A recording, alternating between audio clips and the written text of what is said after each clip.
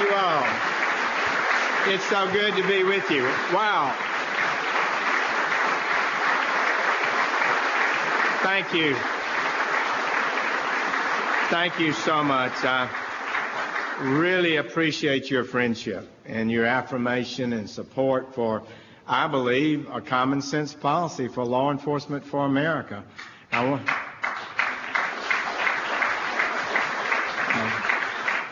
sometimes want to tell these folks that don't quite understand it, hadn't been in the pits like you and I have been. Here, America, the criminal justice system in this country is one.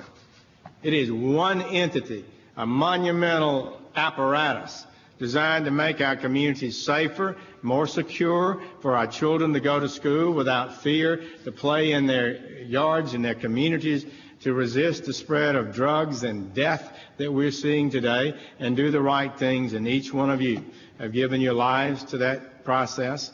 We need to work better every day to get better. And I hope this conference will accomplish that. I hope that we can identify the kind of proven techniques and policies that reduce crimes and make our community safer. I believe we can. And the more the departments and more the cities and local and state and federal people work together to achieve those policies, the safer we can make America and do our job better. So I hope that's what this conference is helping you to do. You can be sure that our team is on board. We've got a lot of our top people here. Some 30 United States attorneys have been present. We're learning together. We're hearing from you, and we're going to make some changes. Already we've had ideas and suggestions that need listening to and need acting on. So I would share with you that the President Trump, understands this. He believes and has said boldly he is a law and order president. He's backed us up fully, and he's directed us to reduce crime in America, and that's what we all want to do. I'm grateful for that leadership, grateful to him and to Vice President Pence for what they've done. They share our strong belief that every American, no matter who they are or where they live, have the right to be safe in their homes and in their neighborhoods, free from crime and violence and drugs. Vice President Pence is a man of integrity, decency, and honor, who is committed to making America a better place. And he was born and raised in wonderful Indiana, the heart of land of America for sure. The people of East Central Indiana elected him 6 times to represent them in the United States House of Representatives, where his colleagues chose him as the chairman of the House Study Committee. And that is a matter that shows principle and courage if you know how the study committee works. And then after that, he was elected to the leadership in the House Republican Conference chairman, a very important indeed. In 2013, he was elected the 50th governor of the state of Indiana, and last November, the American people elected him as Vice President of the United States of America. We are honored that he is with us this morning. I am honored to be able to introduce him to you. Ladies and gentlemen, please join me in welcoming the Vice President of the United States, Mike Pence. Thank you.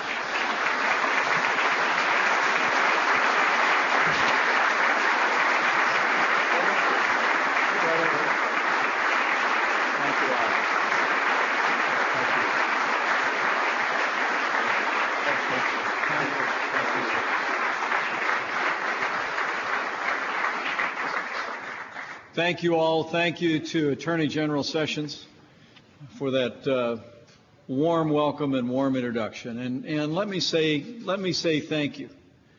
Thank you to this Attorney General for your leadership at the Department of Justice. Attorney General Jeff Sessions is a law and order Attorney General, and I and the President are proud and honored to have him at our side.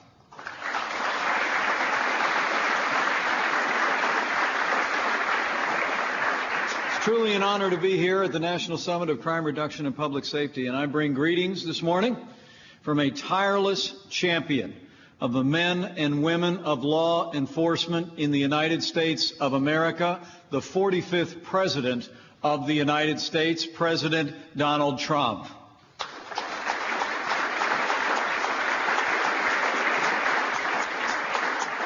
From the very start of this administration, President Trump has promised to support, in his words, the men and women of law enforcement and to support you strongly and to protect every American's right to live in safety and in peace. And since literally the first day of this administration, President Trump has been busy keeping that promise to the American people and to all of you. In one of his earliest acts, the President established the first ever task force on crime reduction and public safety, with the goal of fostering collaboration between federal, state, local, and tribal law enforcement to improve the safety of our peace officers and the safety of the American people. This very summit is an extension of the President's leadership in that task force efforts, and the discussions that you're having will impact the policies of this administration and impact this country for years to come. The President and I are pleased also, as all of you learned yesterday from Attorney General Sessions, that 12 cities have already joined the new National Public Safety Partnership with the Justice Department. The resources that will be available through this partnership will empower cities to identify the best tools and the best strategies to take on gangs, to take on the drug dealers, and take back their cities from the scourge of violent crime. Let's take a moment to congratulate the 12 chiefs of police who are here with us today, who are providing that leadership in these 12 communities in America. We thank you.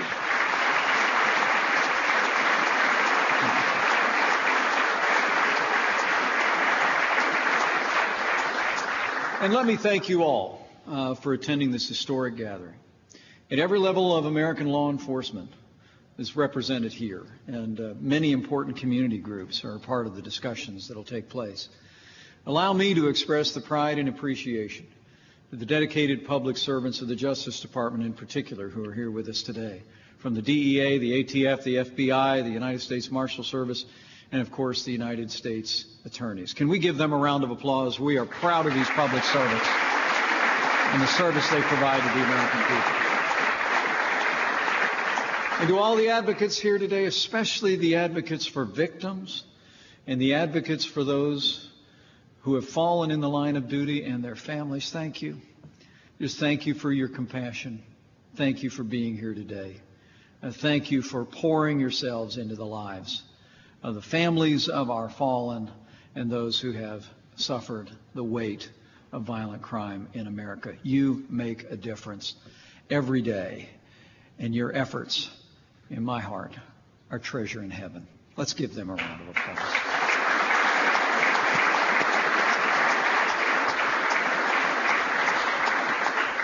And lastly, thank you to all the police chiefs, the sheriffs, the detectives, and other members of local, state, tribal law enforcement who've traveled near and far to attend this summit.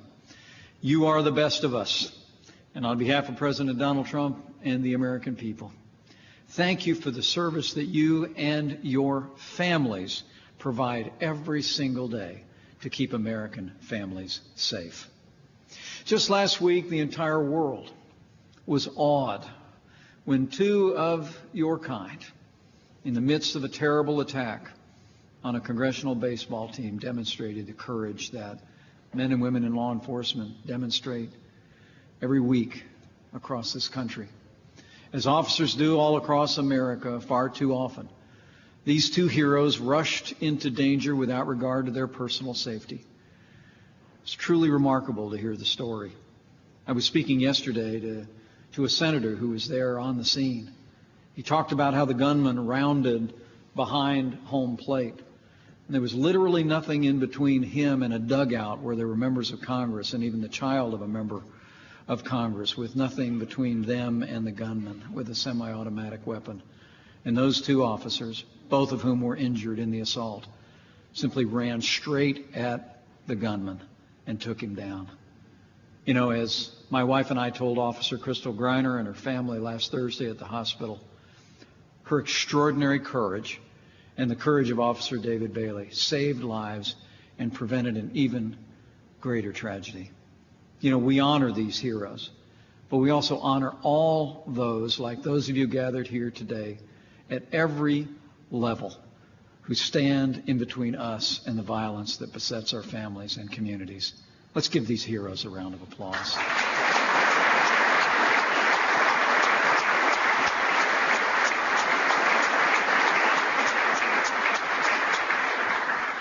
You know, we support them by speaking of their courage, but we also support them by standing with them and standing with all of you each and every day.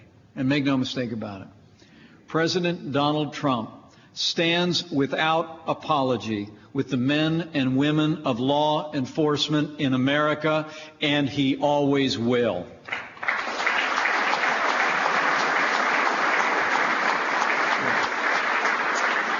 President Trump knows that to keep our streets and cities safe, our law enforcement officers need two things: resources and respect. And this president has taken decisive action to restore the tradition of respect and honor owed to law enforcement. Speaking at the Peace Officers Memorial Service just last month, where we honored 234 heroes who gave their lives in the line of duty, President Trump denounced attacks on law enforcement, in his words, as a stain on the very fabric of our society. And he's working every day to bring it to an end. President Trump has directed the full force of the federal government to protect you who protect us. And under the leadership of Attorney General Sessions and the Department of Justice, we're already taking every available action to ensure the safety and security of our law enforcement officers. In the budget he sent to Congress just last month, the President called for more than $500 million to support federal law enforcement, including the hiring of more than 300 new attorneys and judges to tackle violent crime and support immigration enforcement. And President Trump also called for more than $5 billion in grant funding to support the men and women of law enforcement at the state, local, and tribal level. We will not rest until we ensure those of you who wear the uniform have the resources and the training to keep our families safe and go home safe to yours.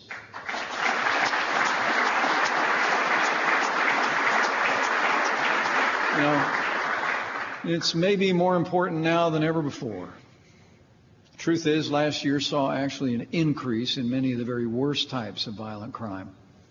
In our largest city, crimes like robbery, rape, aggravated assault, and non-fatal shootings all rose in 2016, in some places by double digits. And the year before that, the murder rate saw its largest increase since 1968. And in many urban areas, it continues to climb. Statistics don't tell the story, though. Those of you who wear the uniform, those of you who walk a beat, those of you who are victims advocates know this. These aren't numbers, these are people. These are families, these are shattered lives.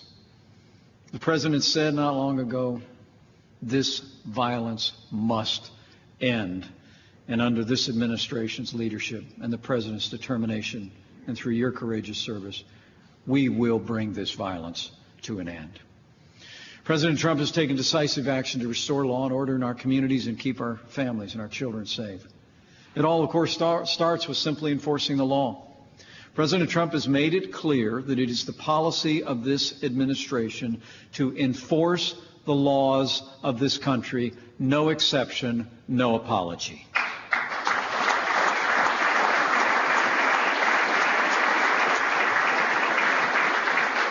At the President's direction, the Department of Justice will no longer let the worst offenders off easy.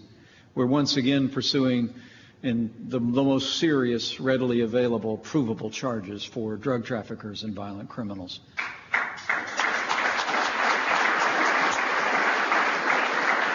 With the courageous efforts of all of you gathered here, our administration is also getting the most dangerous criminals off of America's streets. A strike force in Denver recently took down one of the major drug trafficking groups in the western United States.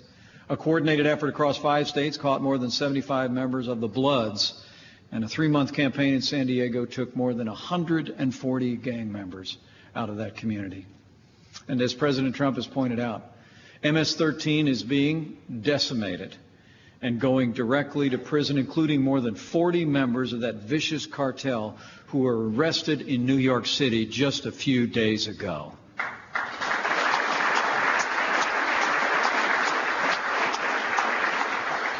Under this, President's also made it clear that America's borders are now closed to illegal immigration, to illegal drug and illicit drugs, and and anyone who dares to threaten the well-being of the people of this country. He's backed it up with action. In the South Texas corridor, one of the main highways for illegal drugs, federal agents have seized more than twice as much cocaine and nearly 3 times as much heroin compared to this time last year. Across the entire border, there have been at least 87 major drug seizures in just the past month and a half. And thanks to President Trump and the efforts of law enforcement across the American Southwest, illegal crossings at America's southern border are down nearly 70% since January 1 of this year.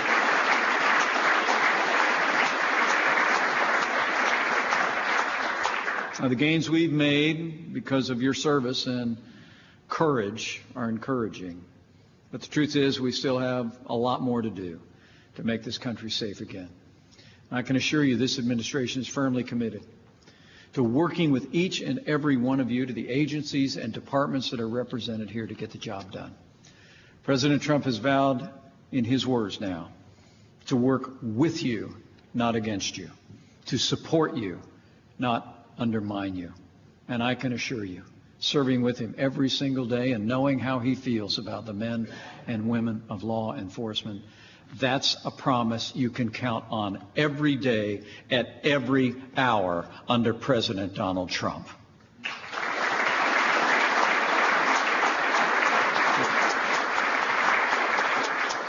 The Attorney General, at the President's direction, has already ordered the Department of Justice to support state, local, and tribal law enforcement partners in your joint mission to reduce crime and ensure safety.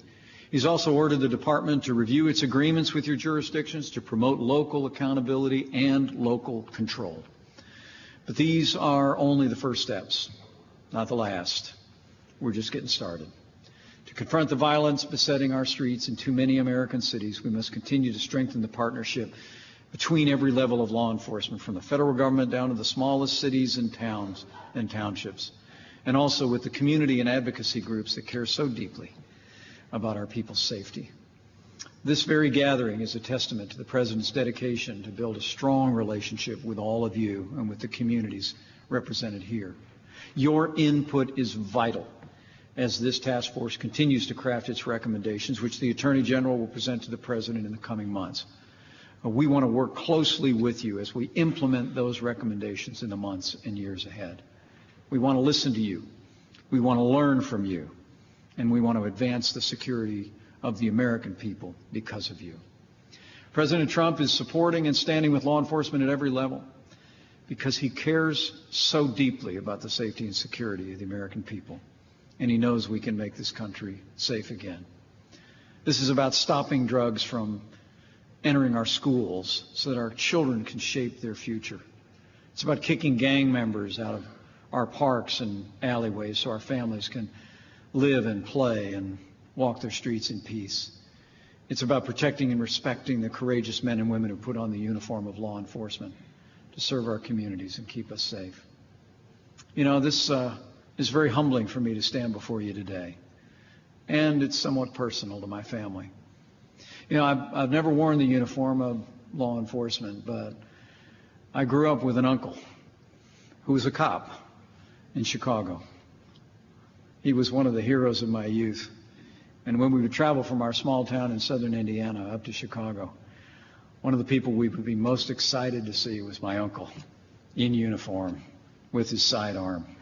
And we would see that resolve as he'd walk out the door of my grandparents' home and go to work.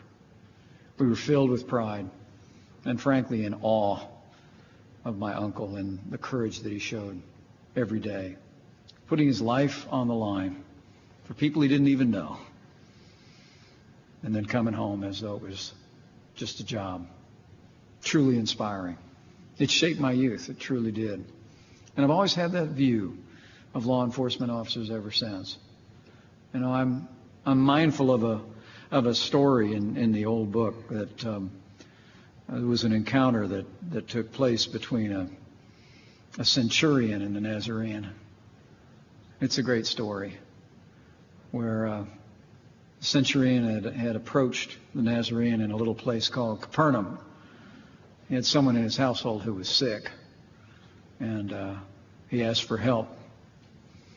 And as the Nazarene started to walk with him, he said, "You don't need to come with me." He said, "I'm a man under authority."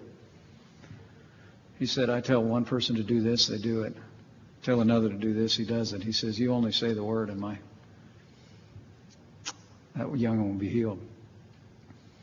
And it said in that moment words that I thought I could relate to as he stood and he looked at that peace officer with a sword at his side. It said that Jesus was astonished. When I see people that put on a sidearm every morning, men and women who walk out, give their families a kiss on the cheek and walk out to protect our families, I feel the same way. I'm just in awe. I'm in awe of people who answer a call of service in their life that puts the interest of others, the very lives of others, ahead of their own. When I was governor of Indiana, I was never more humbled than when I stood at a swearing-in ceremony. I was never more grieved than when I attended a funeral of one of those deputy sheriffs who had been sworn in on an occasion that I attended. The American people are deeply grateful for the service that all of you render. So to all of you here today, police officers, sheriffs, detectives, deputies, agents, prosecutors, and every other member of the law enforcement community, just know that whatever happens in the public debate from time to time when tragedy strikes and people sometimes assume the worst, that this president, this administration, and the people of this country know you are heroes all. You have the appreciation of the American people. And I promise you, you have the gratitude and resolve of our president and our determination to give you the resources you need and the respect you deserve as you protect and serve. And you have our prayers for all of you in this room and all that you lead back home and all the departments and all the agencies. May God protect you as you protect our families. We've got a lot of work to do, but I say with confidence, with President Donald Trump in the White House, with the extraordinary service of the men and women of law enforcement in this country, and with God's grace, together, we will make America safe again. Thank you. God bless you. And God bless the United States of America.